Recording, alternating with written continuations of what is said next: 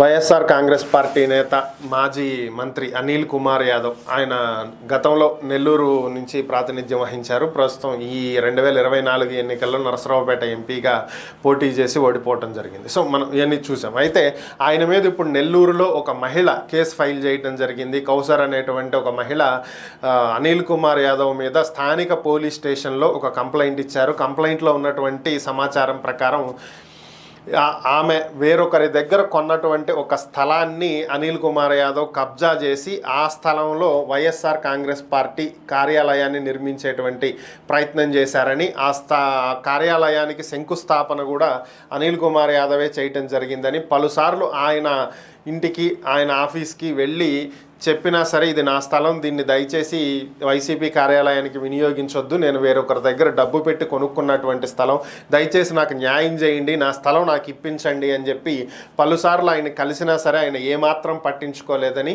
గతంలో కేసు పెట్టేటువంటి ప్రయత్నం చేసినా అధికారంలో ఉన్నది వాళ్లే కాబట్టి పని అవ్వదని చెప్పి వేచి చూసామని, ఇప్పుడు ప్రభుత్వం మారినటువంటి నేపథ్యంలో తనకు న్యాయం జరుగుతుందని చెప్పి భావించి పోలీస్ స్టేషన్ గడప తొక్కటం జరిగిందని, సో కంప్లైంట్ ఈరోజు ఇవ్వటం జరిగింది. ఆయన మీద ఆయన తన స్థలాన్ని కబ్జా చేశారని, వైఎస్ఆర్ కాంగ్రెస్ పార్టీ కార్యాలయానికి శంకుస్థాపన చేసి కార్యాలయ నిర్మాణం చేస్తున్నారు, ఇది అక్రమమైనటువంటి నిర్మాణం, కబ్జా చేసిన స్థలంలో కడుతున్నారు అని చెప్పి ఆమె కంప్లైంట్ ఇచ్చినట్లుగా తెలుస్తుంది. మరి పోలీసులు అయితే దీని గురించి ఎటువంటి ప్రకటన విడుదల చేయలేదు. మరి దీని మీద ఎలాంటి యాక్షన్ తీసుకోబోతున్నారు అనేది వేచి చూడాలి.